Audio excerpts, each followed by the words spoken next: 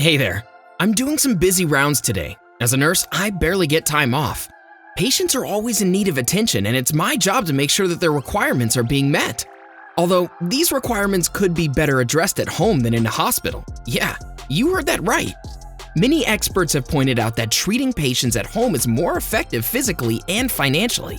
So to give you a better understanding, let's talk about it in detail. First of all, let me begin with a hypothetical scenario. You're a woman in her mid-40s. You wake up one morning and realize that you're late for work. You have hypertension, so it's not healthy for you to be stressed.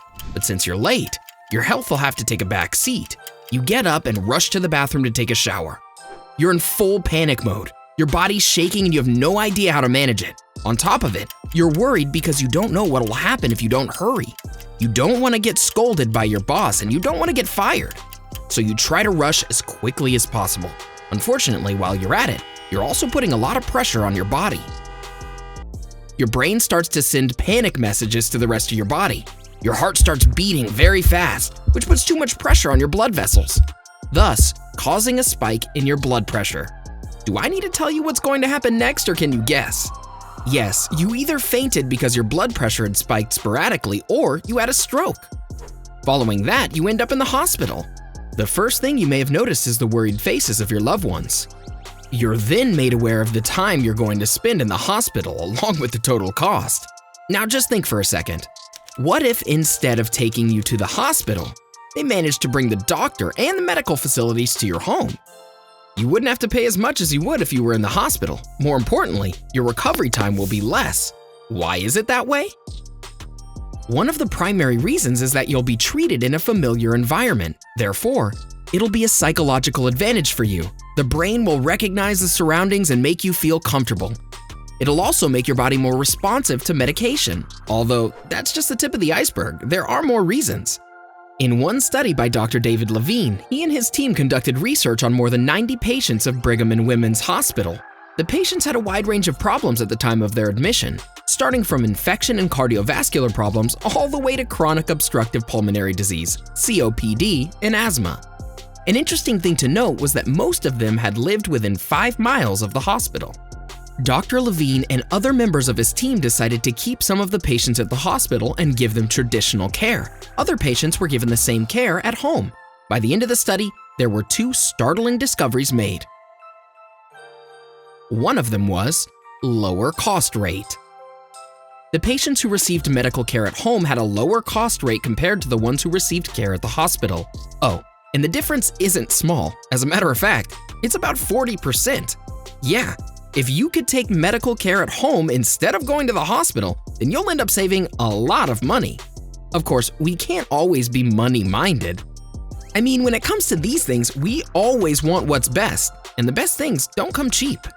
Well, that mindset might change after you learn about the other discovery. Lower rate of readmission.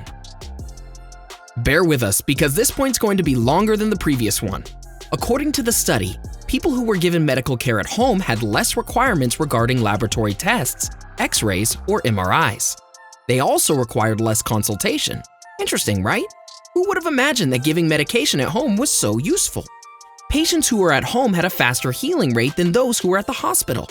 More importantly, there were less cases of readmission in comparison to those who were treated at the hospital. When you put them side by side, only 7% of people among those who were treated at home were readmitted, while around 23% of people who were treated at the hospital had to be readmitted once again. Now, that's a convincing point if you think about it. This also brings about another question. Do we really need Medicare at home? You may think that you don't, at least for now. This'll change as you grow older. According to a study, it was found that most people who seek medical attention are people over the age of 85. They have poor health and very low income.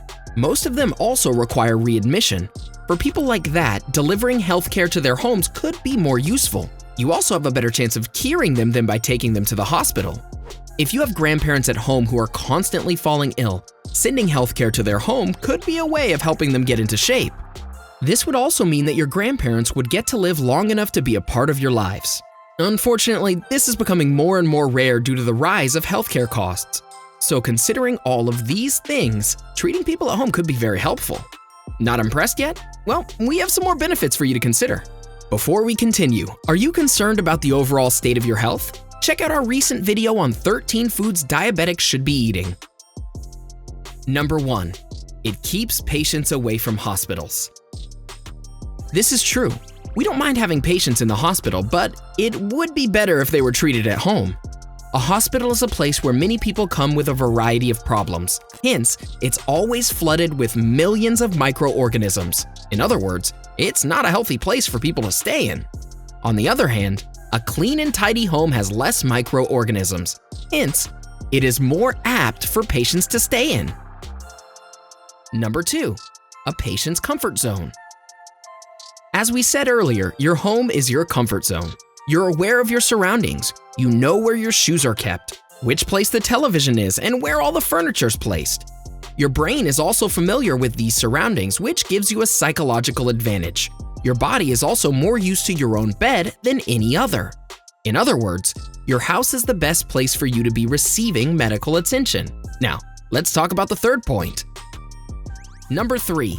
It's cost-effective. Once again, we're repeating a point that we mentioned earlier. This time, we have another fact that we'd like to throw your way. When the Independence at Home Act was implemented in certain US states, it was found that it helped people save over $32 million in a period of 2 years. More importantly, it was seen to be more effective for the elderly people who were facing the trouble of being readmitted again and again. So, do we need healthcare at home? Going by the points I just discussed in the video, I would suggest that we do. I mean, yes, it's always good to run to the doctor, but the benefits of providing healthcare at home outweigh those things. Of course, we would like to also add that not all types of health problems can be dealt with at home. For example, a surgery or chemotherapy session is better off being performed at a hospital than at home. So I guess it would ultimately depend on the health problem and the patient. Do you agree with the points stated? Should healthcare be provided at home? Let us know in the comment section below.